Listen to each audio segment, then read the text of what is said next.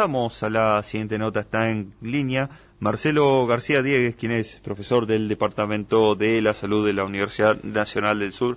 Buen día, Marcelo. Joaquín Moral lo saluda. ¿Cómo le va? Hola, ¿qué tal? ¿Cómo está?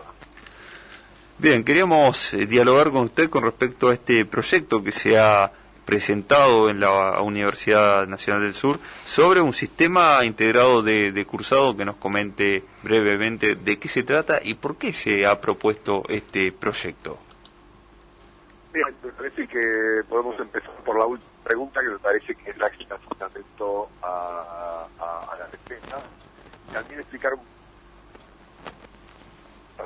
Marcelo, aguarde un segundo porque estamos teniendo problema con la comunicación. Vamos a intentar retomar la comunicación y volvemos, ¿sí? Muy bien.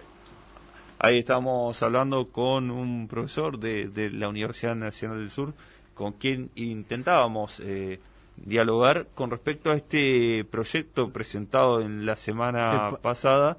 ¿Te parece recordarlo de qué se trataba? A ver, cuando hablábamos un poco Dale. con gente del claustro estudiantil y luego tuvimos oportunidad de hablar con el vicerrector, habían allí, desde el proyecto mismo que se decía, este cambio en la manera de cursar, y pareciera desde el temor de los estudiantes que se le da mucho hincapié o enfoque a la presencialidad y la manera en que uno asiste a la universidad, ¿sí? Respecto a esto de la participación y demás.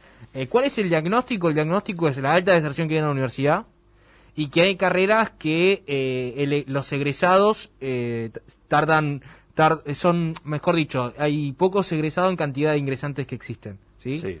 Y después, la otra gran preocupación es el promedio en el cual la edad donde se egresan los estudiantes de la universidad. Bien, para eso retomamos la comunicación con Marcelo García Diegues, quien es el profesor de la Universidad Nacional del Sur, que ha integrado parte de este proyecto presentado, ¿no?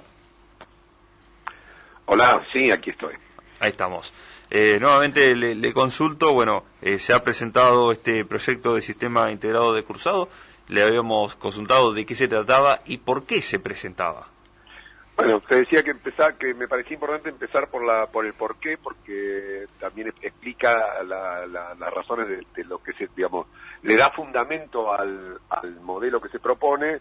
Me parece que la otra cosa que es importante también es conocer, que tal vez la audiencia no conoce, cómo son los procesos para aprobar proyectos en la universidad, que tal vez es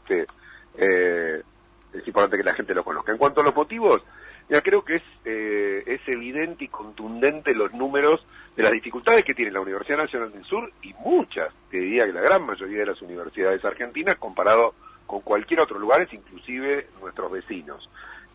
Hoy te diría que la mitad de nuestros estudiantes tarda al menos un 50% más de lo que duraría su carrera en terminarla, y el 20% tarda el doble de lo que duraría su carrera. Esto genera que la gente se vaya de la universidad, porque nadie tiene la posibilidad de estar en la universidad 10, 12 años. Estamos hablando de que la mitad, si la carrera dura 6, tarda 9. Y el 20%, si dura 6, tarda 12. Imposible. Sí. Además, sabemos que perdemos el 45% de los estudiantes antes de terminar el segundo año de la universidad. La gente se va tempranamente. Entonces, la realidad es que tenemos que hacer cosas con las cuales podamos generar una relación entre la universidad, la formación y el estudiante para poder retenerlo. Y esto es un poco lo que pretende este proyecto. Este proyecto pretende acercar mucho más a los estudiantes a sus docentes, porque este proyecto, que pareciera que le pone la carga al estudiante, es al contrario, le pone la carga al docente. Esto obliga al docente a estar atento a lo que pasa con sus estudiantes, porque tiene que evaluarlo permanentemente, porque tiene que estar atento a sus resultados, porque no puede decir, bueno, la cursada no importa porque el final es lo que le va a poner la nota. La nota se construye todo a lo largo del proceso de cursado. Y esto también tiene que ver con el momento en que nos encontramos. Las universidades empezaron a generar sus programas de estudio cuando lo que era el nudo del concepto positivista del conocimiento. Es decir, lo que importaba era saber, leer un libro y poder repetirlo y entender lo que decía. Hoy ser un profesional es mucho más que eso. Las competencias de un profesional, y bueno, en mi área en ciencia de la salud más que en ninguna, pero en todas, significa, o te diría la gran mayoría, significa tener otras cuestiones, habilidades, actitudes. Todo esto requiere modelos de roles de sus docentes, aprender qué significa ser el profesional en el que me voy a convertir. Para esto hay que generar un espacio de encuentro entre los docentes y los estudiantes. Si nosotros separamos los cursados del final y los estudiantes rinden finales sin ver nunca a un docente ni interactuar, es más difícil que logren ese aprendizaje del modelo de rol, de las competencias necesarias. Entonces, lo que estamos buscando es esto, acercando un modelo que hoy la universidad ya tiene. La universidad tiene un modelo que es lo que se llama hoy la promoción.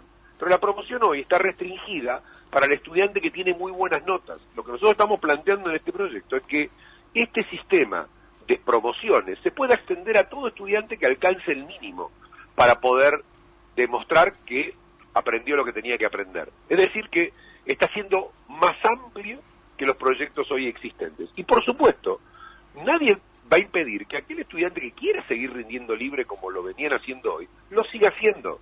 No es un proyecto que rechaza estudiantes que eligieron una modalidad, pero sí obliga a los docentes a estar mucho más atentos y estar más pendiente de los motivos por los cuales un estudiante no progresa. Al separar cursado de finales, un docente ve al estudiante un poco en la cursada y es capaz el estudiante aparece a los 2 años a rendir un final.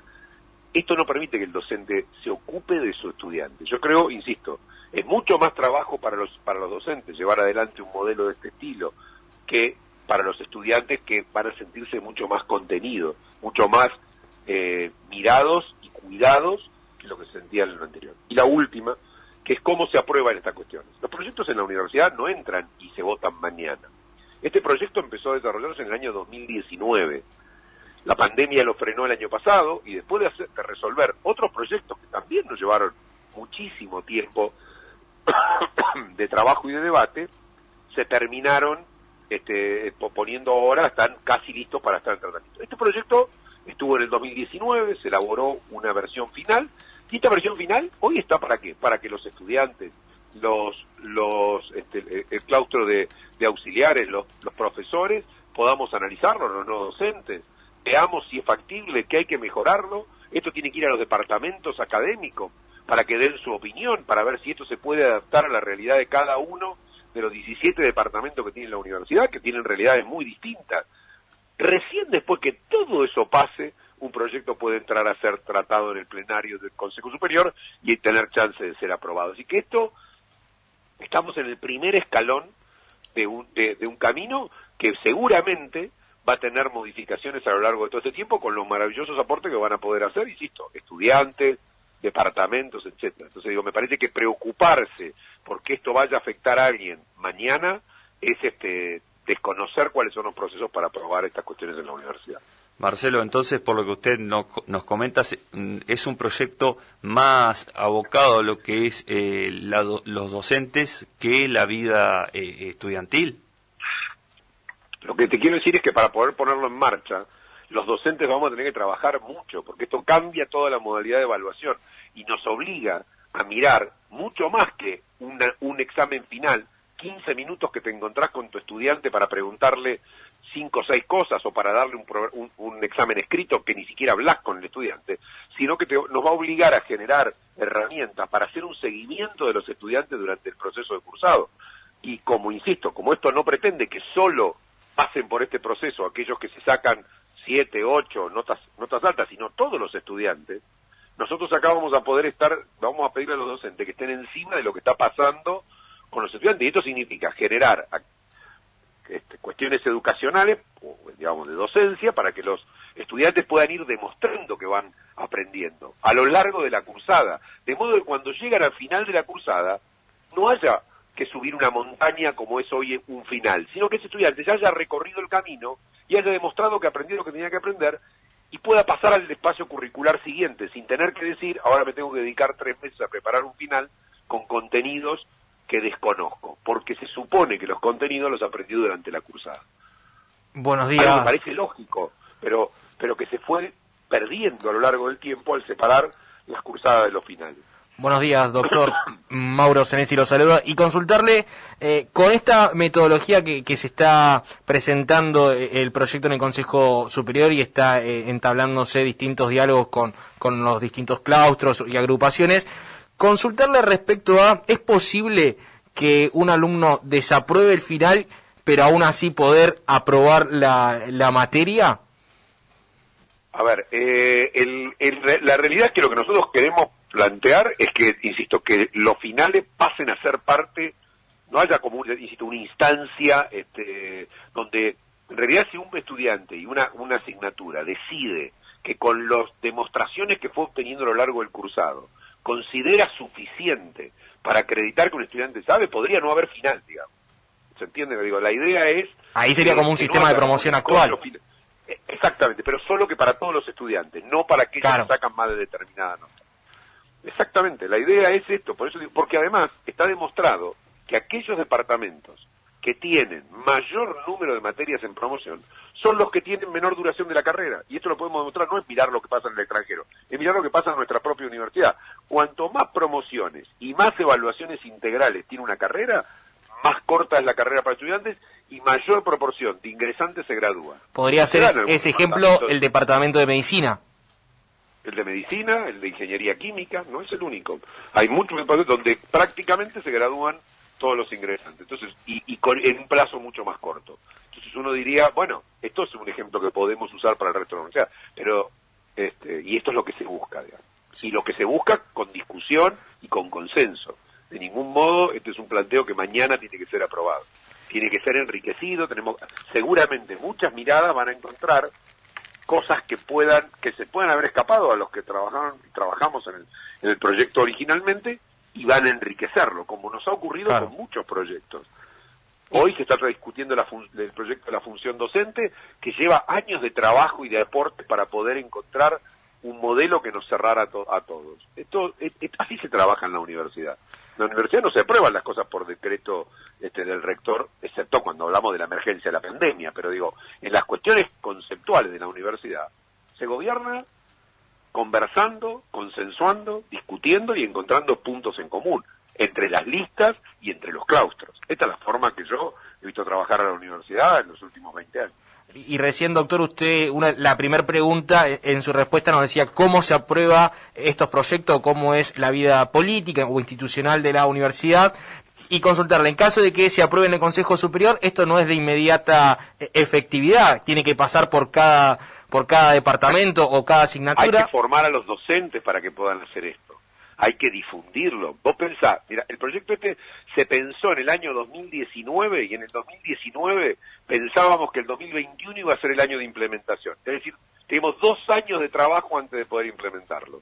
¿Por qué? Porque hay que formar a los docentes, estos modelos de evaluación requieren aprender, ponernos todos de acuerdo, generar formación y además que todos lo entendamos para que funcione. Estos modelos funcionan. Vos tomabas el ejemplo de la carrera de medicina.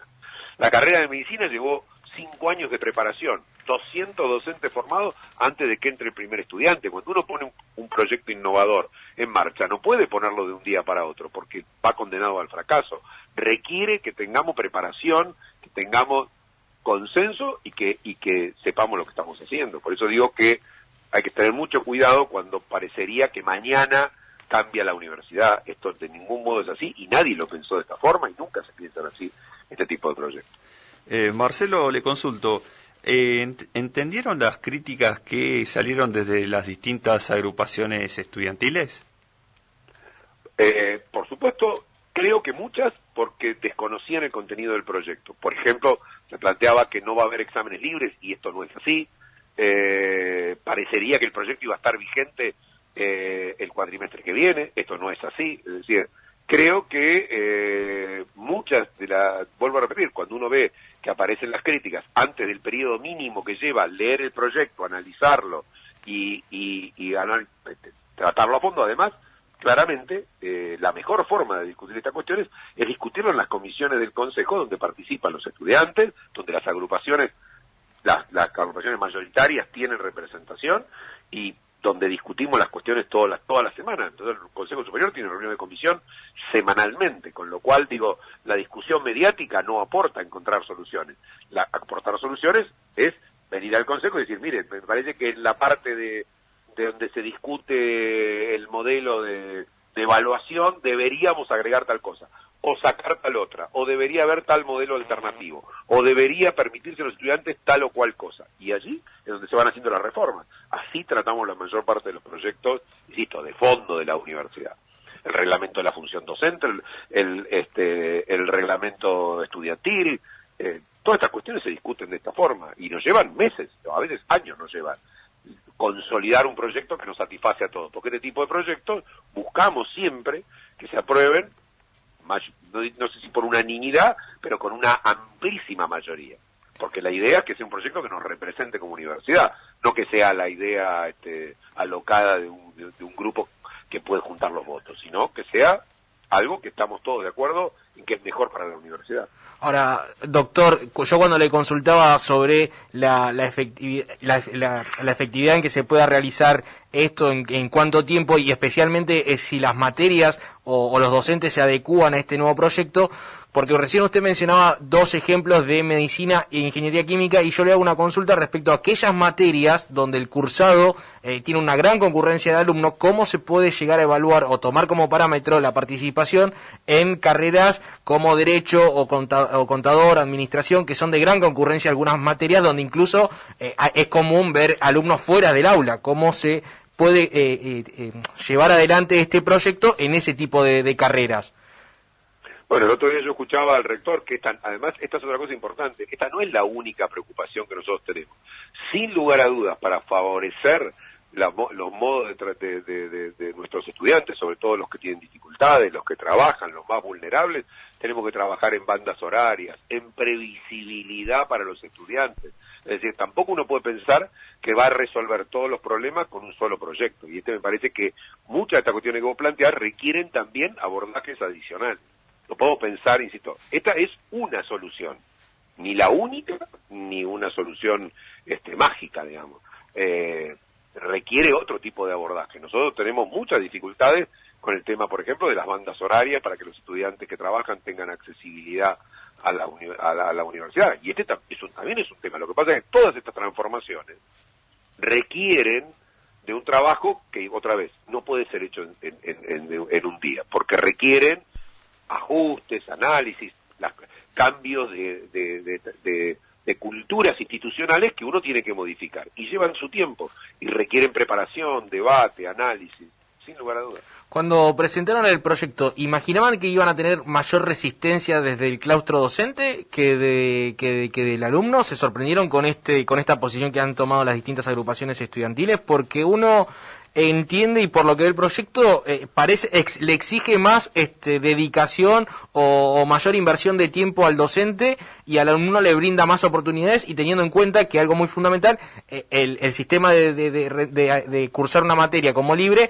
no se elimina, o sea que es un complemento también. No, absolutamente. Mira, yo te diría que los docentes en general la recepción ha sido buena, porque la realidad es que el buen docente está preocupado porque sus estudiantes se gradúen, porque sus estudiantes aprueben la materia. Me parece que uno puede caricaturizar a los docentes pensando que docente que sale feliz del aula porque desaprobó al 80% de los estudiantes. La realidad es que la mayoría de los docentes no lo vive de esa forma, lo vive con angustia cuando una proporción importante de sus estudiantes no aprueba. El buen docente, el docente preocupado, que son la mayoría, quiere que sus estudiantes progresen y aprendan. Entonces, si uno le da herramientas, están dispuestos a tomarlo. Y una prueba es la pandemia. Si ustedes fíjense, la Universidad del Sur es una de las universidades que prácticamente no ha tenido descenso en el número de graduados en medio de la pandemia. El número de cursados, de finales que se han tomado, han bajado, por supuesto, es un poco menos, pero muchísimo menos que la media del sistema universitario argentino. ¿Por qué es esto? Porque los docentes están comprometidos, y los estudiantes también, obviamente, porque estuvieron dispuestos a a virtualizar la enseñanza, porque estuvieron dispuestos a encontrar mecanismos. Muchísimos tenían dificultades para hacer cuestiones, nunca habían dado una clase por Zoom o nunca habían preparado un material para que se trabaje en forma asincrónica en una plataforma, y lo hicieron. Entonces digo, me parece que uno no tiene que pensar como el docente que dice yo soy buen docente porque desaprueba el 90%. Esto es de la caricatura, pero no es la vida real. Bien, Marcelo, ya para cerrar, consultarle con respecto a este último punto acerca de la virtualidad, la presencialidad. Hay una cierta presencialidad ya en la Universidad Nacional del Sur, con protocolos, obviamente. ¿Se está trabajando en algún protocolo para una presencialidad ya un poco más masiva, más abierta? La universidad ha decidido, porque creo que es lo que corresponde, Consejo Superior, hemos decidido seguir en términos educacionales las recomendaciones que da la provincia de Buenos Aires. Independientemente de las posiciones individuales que puedan tener uno u otras personas. La realidad que institucionalmente me parece que es serio y da previsibilidad, que la gente sepa que cuando lee algo que decide el gobierno, la universidad sigue esta línea. Con lo cual hemos ido siguiendo las decisiones de la Constitución. Por supuesto que nuestra posición es que en general que en la medida de lo posible la educación es más efectiva, sobre todo en lo que tiene que ver con la parte práctica, cuando logramos presencialidad. Pero esa presencialidad tiene que estar condicionada a las decisiones que el gobierno tome y nos permita hacerlo, digamos, no de ningún modo hacer lo que no corresponde. Los departamentos todos tienen protocolos para retomar laboratorio, para retomar en el caso de salud, presencia en el sistema de salud, para hacer prácticas y para volver a las aulas en la medida que es posible. Pero esos protocolos solo entran en vigencia si la provincia de Buenos Aires autoriza la presencialidad. La provincia de Buenos Aires, para darles un ejemplo, durante aún las épocas de mayores restricciones, por la necesidad de profesionales de la salud, autorizó prácticas de los estudiantes de los últimos años. Esto fue lo que hicimos. Los protocolos están todos disponibles de todos los departamentos, te diría, para la mayoría de los laboratorios y de las clases. Sí, claro. Bien, Marcelo, le agradecemos. Esto me parece, perdóname, ¿no? Para Sí. cerrar con el tema de la pandemia, creo que también es otra cosa que tiene uno que tener en cuenta cuando analiza el proyecto que estamos hablando. La puesta en marcha de este proceso requiere de mayor normalidad, porque es muy difícil implementar un sistema nuevo cuando estamos todavía sin saber cuánto nos va a quedar de virtualidad y cuánto hoy es reemplazo de la presencialidad que no podemos tener. Entonces, en este momento, pensar en poner en marcha un sistema nuevo, al contrario, es un buen tiempo para hacer formación docente, para prepararnos para cuando se pueda, digamos, ¿no? Es decir, esto me refiero a los temores de inmediatez. Bien, Marcelo, le agradecemos la comunicación y el tiempo que nos ha brindado. No, por favor, a disposición. Que tenga Gracias buen día. Ahí pasaba la palabra de Marcelo García Díez, quien es profesor de la Universidad Nacional del Sur.